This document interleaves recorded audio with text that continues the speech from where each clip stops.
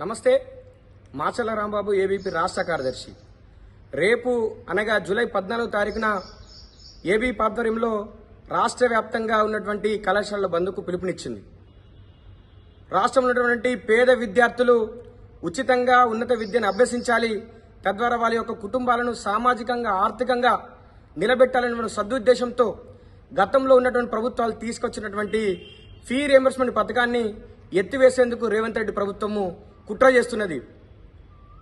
PCC చీఫ్గా ఉన్నప్పుడు రేవంత్ రెడ్డి గారు ఎన్నికల ప్రచారంలో చెప్పిండు, గతంలో ఉన్న ప్రభుత్వము పేద విద్యార్థులు చదువుకునేటువంటి రియంబర్స్మెంట్ పథకాన్ని నిర్వీర్యం చేస్తున్నది, ఎత్తివేసే కుట్ర చేస్తున్నది. ఈ రియంబర్స్మెంట్ పథకాన్ని తీసుకొచ్చిందే గతంలో మా ప్రభుత్వాలు కాబట్టి వెంటనే మేము అధికారంలోకి వచ్చిన తర్వాత ఈ బకాయిలన్నీ క్లియర్ చేస్తాము, గ్రీన్ ఛానల్ ద్వారా నెల నెల విద్యార్థులకు అందజేస్తామని చెప్పేసి రేవంత్ రెడ్డి గారు చెప్పడం జరిగింది. కానీ తీరా ఆయన అధికారంలోకి వచ్చిన తర్వాత ఇప్పటికి 3 ఏళ్లు అవుతున్నది. ఆయన ముఖ్యమంత్రి, ఆయన విద్యాశాఖ మంత్రి అయినప్పటికీ కూడా 11,000 కోట్ల రూపాయల బకాయిలను పెట్టి విద్యార్థులు కనీసం సర్టిఫికెట్లు తీసుకోలేని పరిస్థితుల్లో ఉన్నారు. ప్రతి సంవత్సరం కూడా లక్షల సంఖ్యలో విద్యార్థులు డ్రాప్అవుట్ అవుతున్నారు ఈ రియంబర్స్మెంట్ బకాయిల కారణంగా. ఈ యొక్క రాష్ట్ర ప్రభుత్వము ప్రైవేటు యాజమాన్యాలు కలిసి ఆడుతున్నటువంటి నాటకంలో భాగంగానే ఈ యొక్క కేసు హైకోర్టుకు వెళ్లడం జరిగింది. హైకోర్టులో ఇప్పటివరకు కూడా రాష్ట్ర ప్రభుత్వం తగిన వాదనలు వినిపించలేదు విద్యార్థుల పక్షాన. ఈ టైంలో మేము చెల్లిస్తాము, విద్యార్థుల దగ్గర నుంచి మీరు ఫీజులు వసూలు చేయొద్దని చెప్పేసి హైకోర్టును మెప్పించలేకపోయింది.